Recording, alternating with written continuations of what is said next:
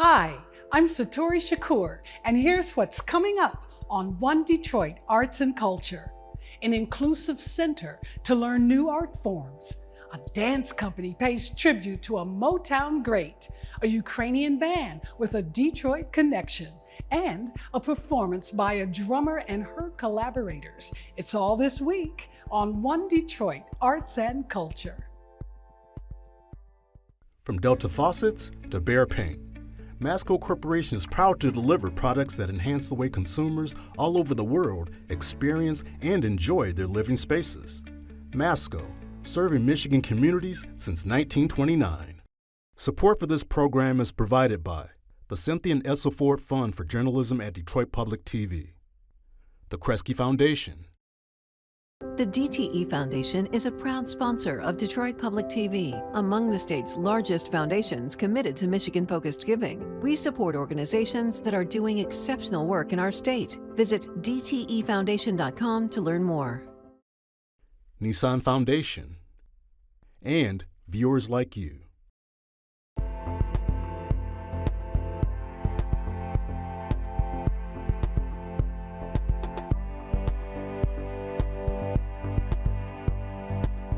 Hi, and welcome to One Detroit Arts and Culture. I'm your host, Satori Shakur. Thanks for joining me here at the Metropolitan Museum of Design Detroit, which is in the same building as Collected Detroit on 4th Street, just off the Fisher Service Drive. The museum provides educational enrichment and experiential opportunities to diverse communities as it relates to the design industry. Coming up on the show, the Dance Theatre of Harlem takes on the Motown sound and rehearses at Hitsville, USA. And we reach out to Ukrainian band DakhaBrakha during this traumatic time. But first, the Center for Performing Arts and Learning encourages people of all ages and abilities to take classes in the arts of diverse cultures. We went to Cen4Pal to peek in on all they have to offer.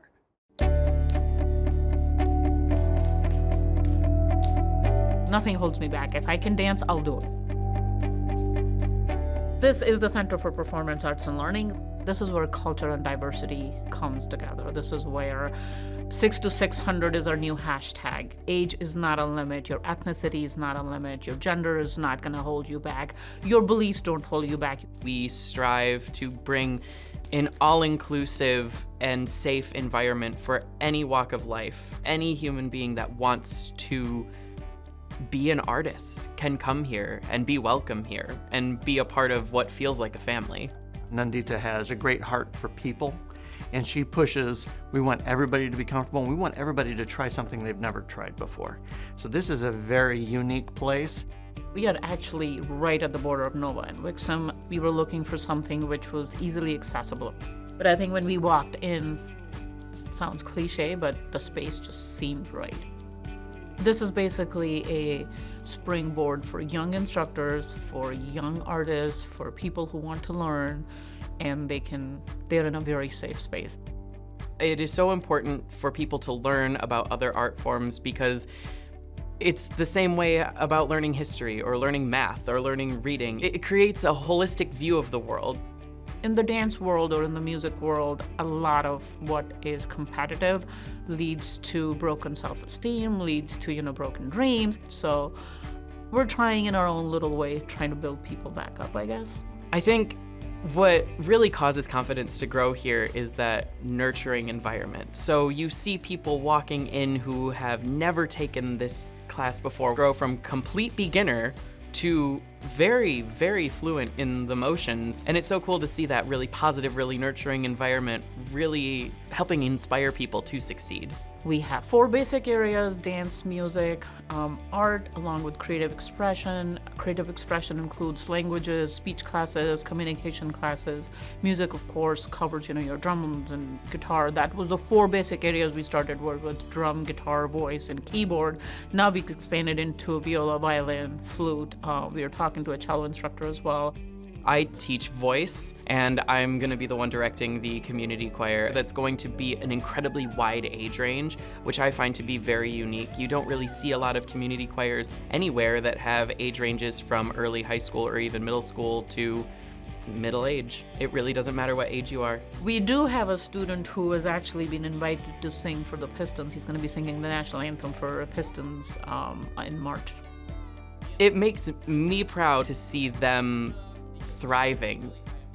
Dance classes cover your ballet, tap, jazz, international dance styles, classical dance styles, aerial arts. We just introduced a mixed aerial arts class, and then fitness. Some of the really unique ones that we have are the aerial silks classes or the lyra classes. Our aerial program has grown over the last year a lot because of the commitment that I've made for it and what the vision that I've wanted for it, and Nandita has backed me up all the way, which is great. We went from having 2 straight fabrics to now all these other apparatuses and all these different things that these students can learn. I like the fact that it takes a lot of strength and it's a very difficult discipline. I want the students to leave every week how I felt when I first started, which was when I got in my car, I didn't want to leave. I wanted to go back in and just keep playing. It's a great stress reliever. It's a workout. I mean, if you're on that apparatus for 45 minutes to an hour, even if you're on and off of it, you're burning calories, you're building muscle, you're building confidence. There's a lot of Bollywood-style dance classes that we have that you really can't find at a lot of places nearby. 1, 2. I teach Bollywood classes. I teach both classical, semi-classical, and your contemporary Bollywood music-based classes. If an instructor has a passion for it, we can tell. Our biggest strength is our instructors. They're all qualified. They're all passionate teachers. That is what makes them so unique. I just love it because she's seen what I can do and we get along really well and can communicate just fine, and she kind of just has thrown the ball in my court, allows me to create my own syllabus, allows me to just be creative with the students, set goals with them. This is the most comfortable way to step out of your comfort zone. There are things you can do here that you never thought you would do, but it's the most comfortable way to do it. If you're sitting there watching this, just do it. There is nothing holding you back. We are here and we want to have you here. We want to help you succeed here. When we started about 2 years ago, we just started with this one building, pure dance classes. Today we are sitting at 2 different studios with about 23 different classes we offer. The goal is still to work with as many people as possible. It's very satisfying. It makes us happy to see that we are able to do what we're able to do. I want to bring love to the community, a smile at the very least, and something that they fall in love with at the most. Because at the end of the day, I truly feel like art is what makes us human, and when we love art, we're able to love people. So I want to kind of share that with the world. I want to share that with every person that walks in these doors.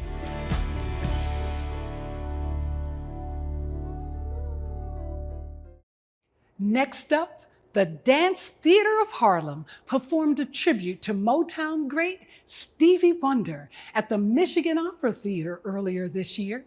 The dance troupe also had the once-in-a-lifetime opportunity to rehearse where all those Motown hits were created, Hitsville, USA. One Detroit's A.J. Walker caught up with the company during their rehearsal. 2, 3, 4, 5, 7, 8, 1. The Dance Theatre of Harlem combined movement, melody, and history at the Motown Museum when they previewed some of the dance moves for their upcoming show at the Michigan Opera Theater. All right, good. All right. Let's go now with just me not shouting. The premiere is a ballet to the music of Stevie Wonder. The title of it is Higher Ground, named after that great song by Stevie Wonder. And here we are in Studio A, where Stevie Wonder got his start. It is really quite remarkable to be in this space. I can smell the artistic intention and the artistic energy of the past years flooding forward and moving us forward into the future. 1, 2, 3, 4, 5, 7, 8, Robert Garland, resident choreographer of the troupe, said they chose the music of Stevie Wonder because his music has a message. Now, we need his music more than ever. It is very rare you hear artists now that address in full frontal fashion the things that are going on at the time. And I felt that Stevie Wonder's music was appropriate for this moment. I mean, you listen to Higher Ground and you watch their performance, and it's moving because so much of it is still so relevant.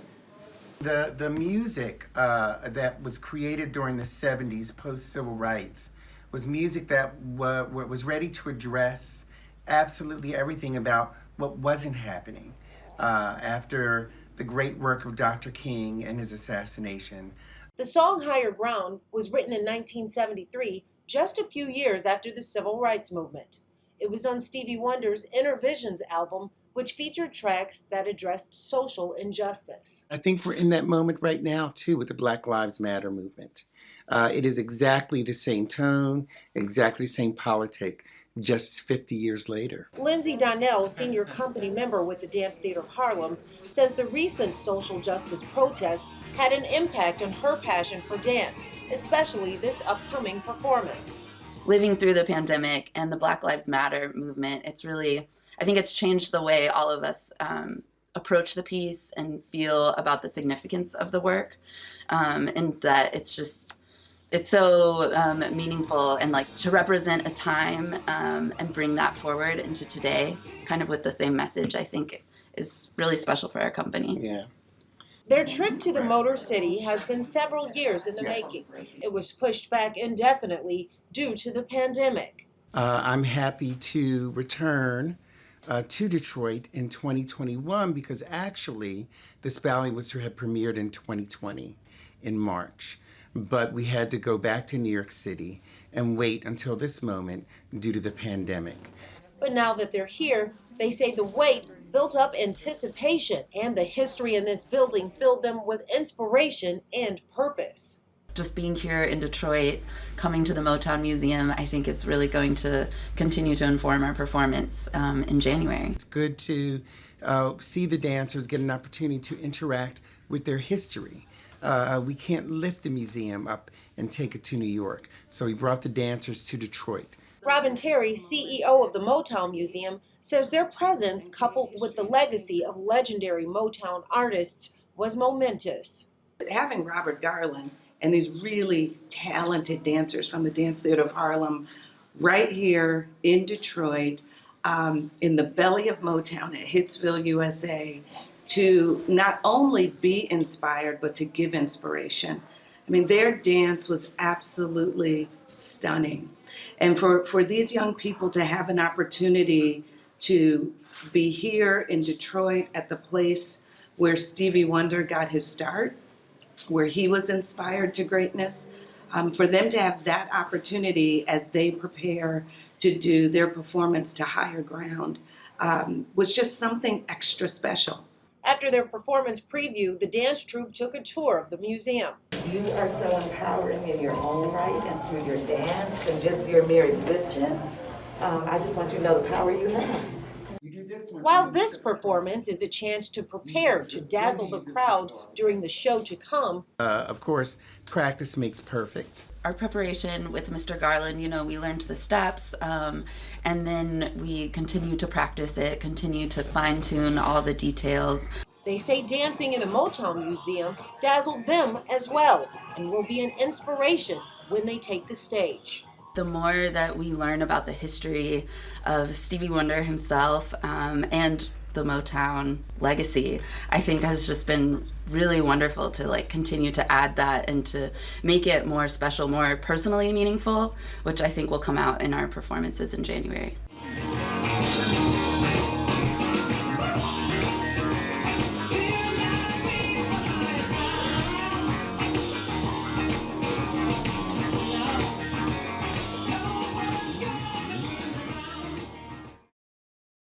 The war in Ukraine connects to us in Detroit in so many ways. Ukrainians and Ukrainian Americans number in the tens of thousands here and around the state. Their culture touches all of us, including music. One of Ukraine's leading bands has found its way to Detroit as part of the Concert of Colors series in recent years, seen on Detroit Public TV. The group is called DakhaBrakha. Concert of Colors founder Ismael Ahmed checked in with them in their homeland. One Detroit's Bill Kubota has the story. DakhaBrakha, likened to Russia's Pussy Riot, persecuted for their fight against political oppression, but DakhaBrakha, they're Ukrainian with a Detroit connection. The music is out there. It has a Ukrainian traditional base, but goes every which way. They're big into jazz, they're big into rock. They even do a little bit of Ukrainian rap, but it also has a very classical sound. It's really hard to pinpoint the style because it's their own style.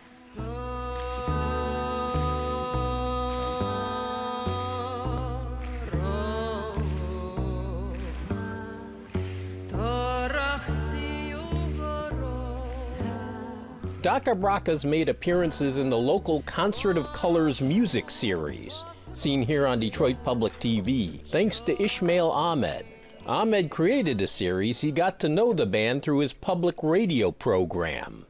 Given that I, work at WDET and do This Island Earth, which is, I guess, a world music show, but a show that is allowed to go everywhere.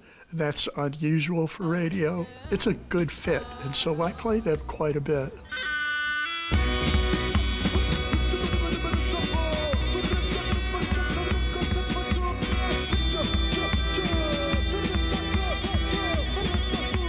Performances like these, perhaps at risk, part of the culture many Ukrainians believe the Russians would like to do away with. Ahmed's talking with the band's artistic director, on the line from Ukraine. Yes, have you been affected by the bombing? We can hear it all the time. Sometimes it's closer, sometimes it's far, but my house is still safe. I was talking to Irina Gorban. She's very much part of the band. She travels with them. She faces everything they face. We sleep in a bathroom or in a basement because we have this air alarms all the time. DakhaBrakha has been protesting war and the Putin regime during their shows for years. The band members are hunkered down in undisclosed locations. They're okay for now. It's a mainly women's group, and so I don't think men could make that kind of music. They conquer their audiences over and over, and the word spreads. They're now a major world performing group.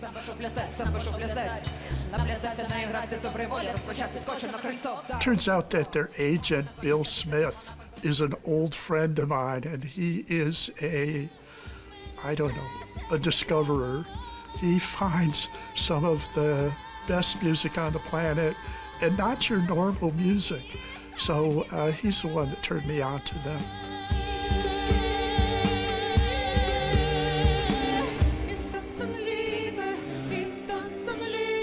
DakhaBrakha first toured North America in 2013, returning often until COVID hit. There were plans to come to the U.S. again in late March, but then came war. They are literally shelling right now.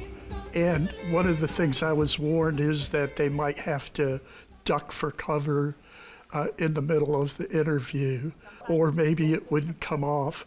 The Russian authorities are trying to take down internet and all possibility of communications. So this was done under duress, but they are brave, and Irina is brave, and so, they want the world to know what's going on.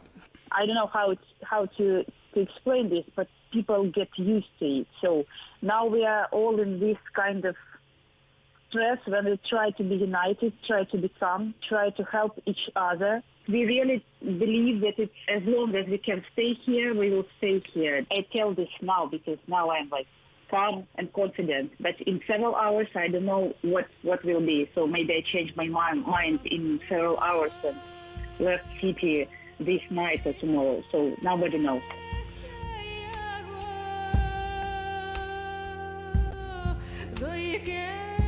Whether it's Concert of Colors or this Island Earth on WDET, we're living in a world where this music is being made, where horrible things are going on, and people are struggling, but they're also struggling to tell us. And they do that through their music. Music is a powerful force. I'm happy that I'm able to help get out the word through these musicians. We have to understand what kind of world we live in, and we can't stay numb to things like starvation and refugees and immigration problems and war. I mean, literally there is war happening all over the planet. Some smaller wars, some huge wars like this one. We've got to be involved, and the music helps us to do that.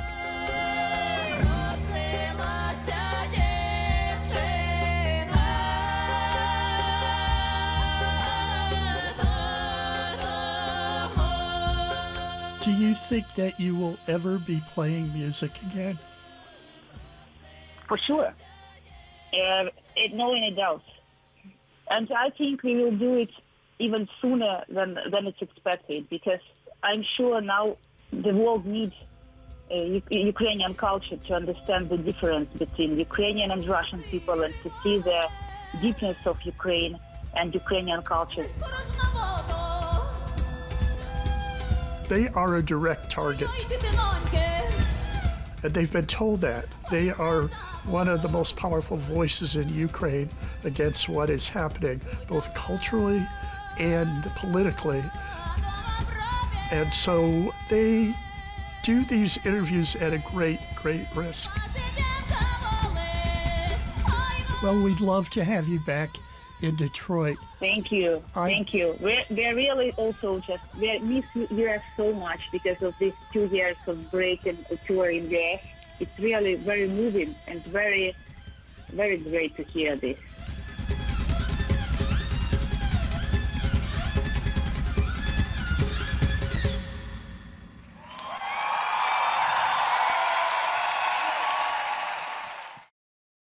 For more information on DakhaBrakha and all of our arts and culture stories, go to our website at onedetroitpbs.org. That's going to do it for tonight. Thank you for joining me, and thank you to the Metropolitan Museum of Design Detroit for having us out at their gallery. I'm going to leave you with a performance by Aisha Ellis from Detroit Performs Live from Marygrove. Enjoy, and I'll see you next Monday.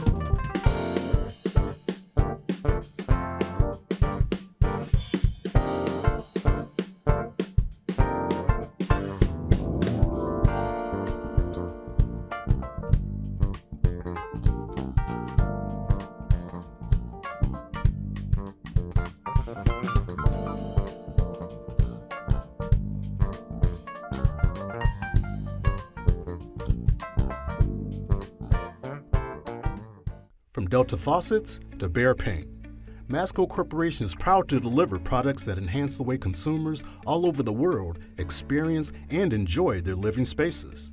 Masco, serving Michigan communities since 1929. Support for this program is provided by the Cynthia and Edsel Ford Fund for Journalism at Detroit Public TV, the Kresge Foundation. The DTE Foundation is a proud sponsor of Detroit Public TV, among the state's largest foundations committed to Michigan-focused giving. We support organizations that are doing exceptional work in our state. Visit dtefoundation.com to learn more. Nissan Foundation, and viewers like you.